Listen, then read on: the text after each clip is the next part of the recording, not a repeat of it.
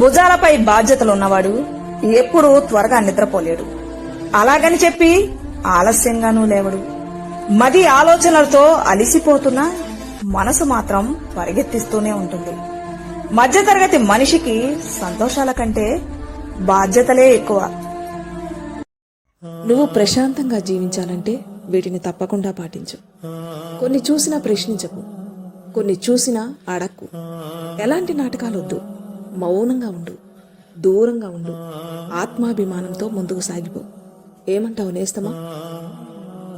Nothing is permanent.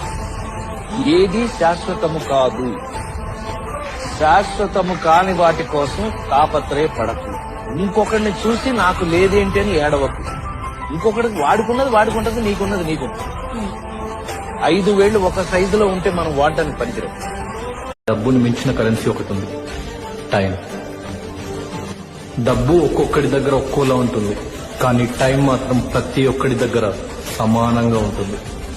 అన్నిటికంటే ముఖ్యమైన విషయం, కోల్పోయిన డబ్బు, పోగొట్టుకున్న వస్తువుల్ని తిరిగి సంపాదించుకోవచ్చు, కానీ కోల్పోయిన మనుషుల్ని, పోగొట్టుకున్న టైంని ఎప్పటికీ. అంతా ఉన్నప్పుడు అందరూ నటులే. ఏమీ లేనప్పుడే అసలైన బంధం ఏదో, నటించే బంధం ఎవరిదో తెలిసేది.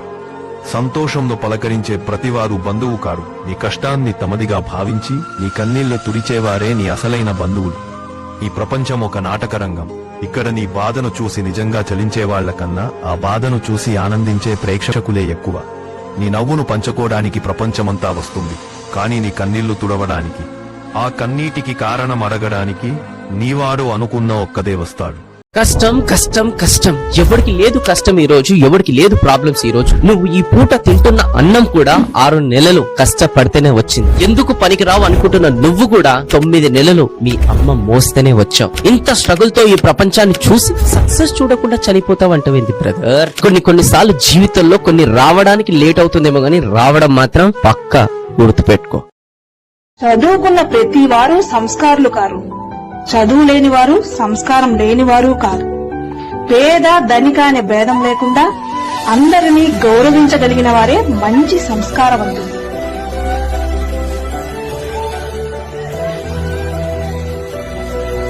మనం పడేసింది తింటుంది కాబట్టే కుక్కను చులకనగా చూస్తాం. అదే సింహం అయితే భయం. ఎందుకో తెలుసా? కష్టపడి సొంతంగా వేటాడి తింటుంది కాబట్టి. అందుకే తినేది రొట్టె ముక్క అయినా సరే కష్టపడి సంపాదించుకో. పరమాన్నం కోసం ఒకడి ముందు ఎప్పుడు చేయి చులకన కాకు మిత్రమా. బంధం గొప్పదా లేక బాధ్యత గొప్పదా అని ఆలోచిస్తే బంధం కంటే బాధ్యత గొప్పది అనిపిస్తుంది. ఎందుకంటే బంధం మనకు మాత్రమే సంబంధించింది, బాధ్యత కొన్ని జీవితాలకు సంబంధించింది. మన సంతోషం కంటే మన అనుకునే వాళ్ళ సంతోషమే మన బాధ్యత కదా. ఒక్కోసారి మన అనుకున్న వాళ్ళందరూ మనల్ని వదిలి వెళ్లిపోవచ్చు. అప్పుడు కూడా మనం బతక తప్పదు. ఎందుకో ఎవరి కోసం బతుకుతున్నామో కూడా తెలియకపోవచ్చు. అయినా దేనికి మనం చెల్లించకూడదు. ఇప్పుడు దీన్ని నీకు ఇంగ్లీష్ లో చెప్పనా? That's life. అవును, నిజమే. నాకు నలుగురితో మాట్లాడటం తెలీదు, మాటలతో మాయ చేయడమూ రాదు, అబద్ధాలు చెప్పి దగ్గరకు తీసుకోవడం చేతకాదు. నాకు తెలిసింది 2. 1 అందరినీ నవ్వుతూ పలకరించడం, 2 అందరూ నా వాళ్లే అనుకోవడం. కాని నేటి సమాజంలో ఇలా ఉంటే ఎవరికీ నచ్చట్లేదు. మాటలతో మాయ చేసి గారడి చేసేవాళ్లే ఈ జనానికి బాగా నచ్చుతున్నారు. కలిగినోల్లా కలికి మేడకెదుటే మురికివాడా, కారులోనా దొరల హోరు, కాలె కడుపుతో తిరుగునొకరు. చూడవే పేదలా కలిపోరు, ఇదే నా దేశం మారిన తీరు. రాజ్యంలో రాజకీయ జెండాలు తప్ప మరేమీ మారలే. అడగవే అమ్మా, ఈ భారతదేశం ఎదుగుతుందట, అడగవే అమ్మా. కర్మకాలి వ్యాధులొస్తే కర్మకాండే గగనమాయే. మధ్యతరగతి మనిషి బతుకు దవాఖానలో దహనమాయే. ప్రాణముకు విలువన్నదే లేదమ్మా, మార్పుకు పునాదోలే ఈ శవాలన్నీ వేస్తారో అడగవే అడగవే అమ్మా. అర్థమే లేనిది భారతావని రుణాలకు పెట్టిన పేరైందమ్మా.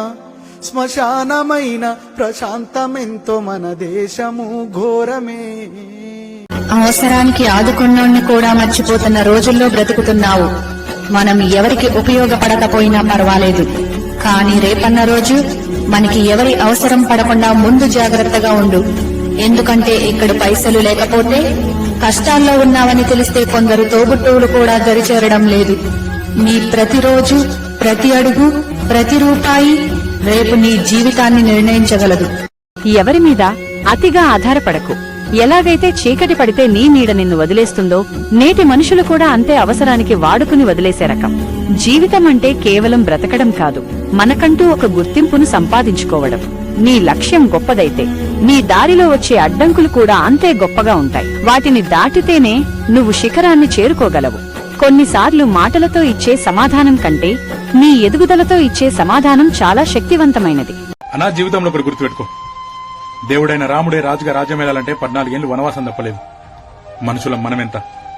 ఇవాళ టోటమిని చూసి ఆగిపోతే జీవితంలో ముందొచ్చే విజయాన్ని చూడలేవు. మనిషిగా పుట్టినం, మరణించేదాకా బాధలే ఉంటాయి. అట్లనే ఆగిపోకు, ముందుకు సాగిపో.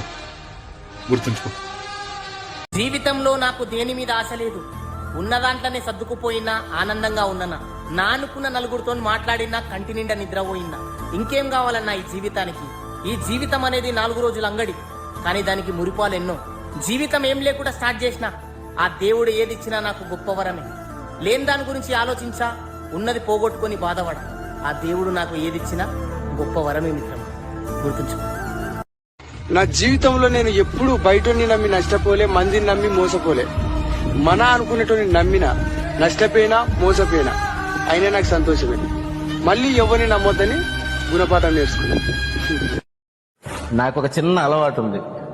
ఎవరు ఏమిస్తారో వాళ్ళకి అదే తిరిగి ఇవ్వడం నా అలవాటు.